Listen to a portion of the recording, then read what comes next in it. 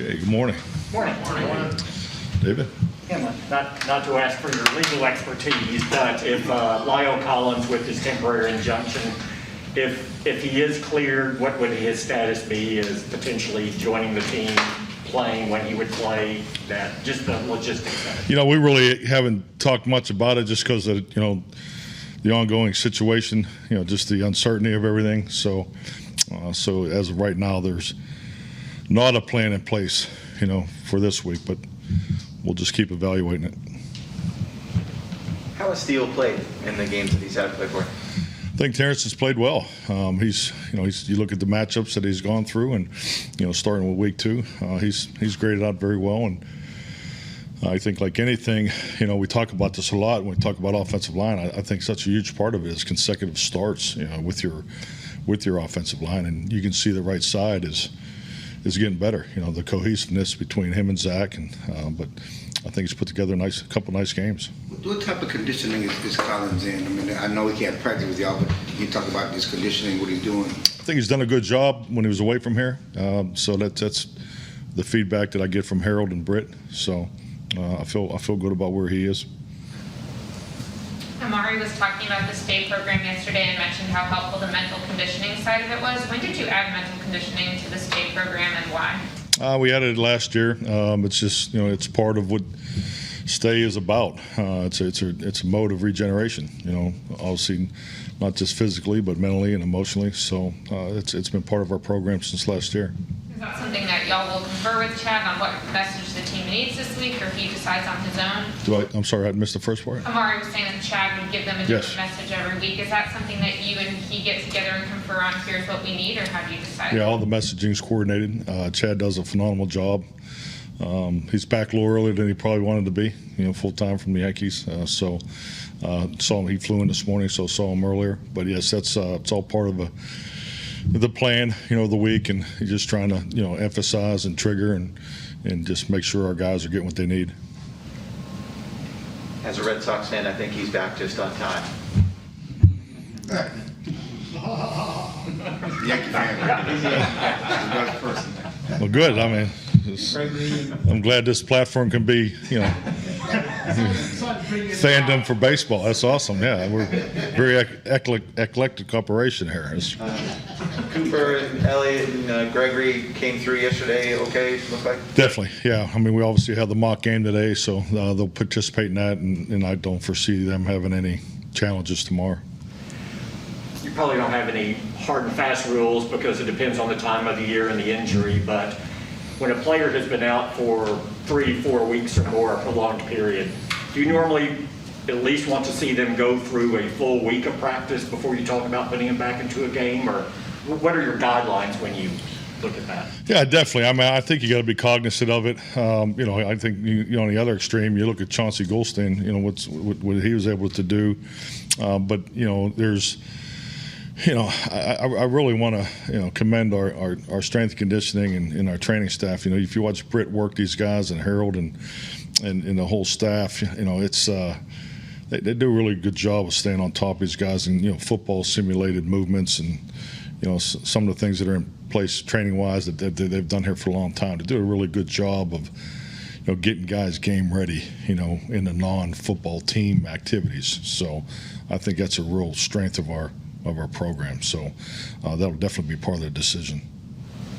Mike, what's the genesis of the state program for you? I think you told us before you felt like you ran the team into the ground. I don't know if that was in training camp or during the season one year. Like, what kind of said, okay, I need to change this and look at this operation and how it goes?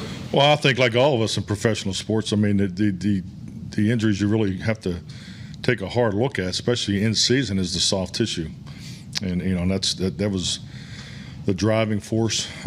You're always trying to train your team, the best possible way, as they go into each and every game. That's part of the decision making. So I just, at the time, when you look at regeneration, everything was done individually in an outsourced mindset, and coaching a young football team each and every year, the conversation was started was, well, we have to do this in-house because we got all these young players. You're in a town that may not have the resources that other major cities have.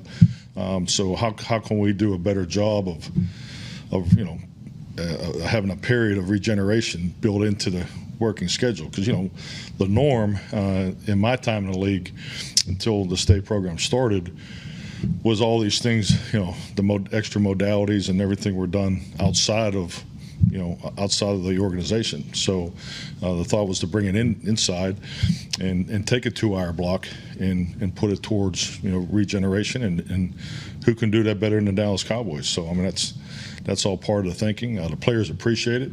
It enhances their opportunity to come off of a really hard practice on Thursday and how we take it into Saturday and into the game is we feel has been beneficial and helps our performance. How would you assess how Biadasz has played so far this year? I think he's done some really good things. I thought he clearly played better last week than he did the week before. But Tyler's continue to grow, and I think as these games we get further into the year, hopefully there may not be as many as unscouted looks and just more anticipation in the preparation phase that of the things you're actually going to see on Sundays. I think that helps. But I think he's off to a good start. Linda Wills, he has an offensive line background, coaching in this league. When you hired him, was that a big part of the draw for you, and how have you seen that manifest in the way that the tight ends have played?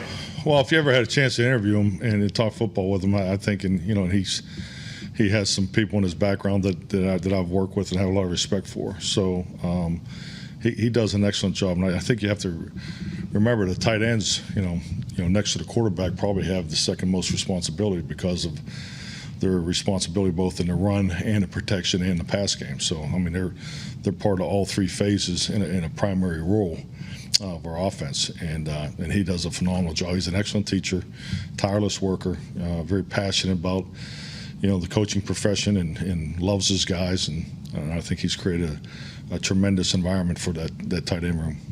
Dan was talking about an exercise he did with the defensive players where they each went around and wrote for each other what they wanted from each other on the team. What did you think of that exercise, and how key is it to have those identified roles and remembering what your team is? No, I loved it, and it was impressive to read them, and I really respected the candidness of each player towards one another, and because you could see the list of each player and coach in the room that day, how consistent the message was for each individual. So there wasn't it wasn't a wide range of opinions of their teammates. So I think that tells you a number of things. I think that tells you the connection that they have in the room, the honesty they have, and continue to try to grow. And I think, like anything, when you put it in writing and you can reference it, it's real. And I think the individual, when he reads that about himself too, I mean, what a great self-evaluation tool to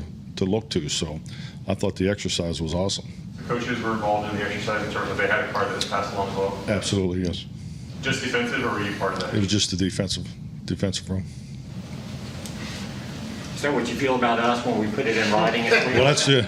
I guess Rich didn't tell you. That's what we're going to do next here, right? As soon as you turn that camera off, we can get real candid here. 10 minutes. Good. All right, who's going first?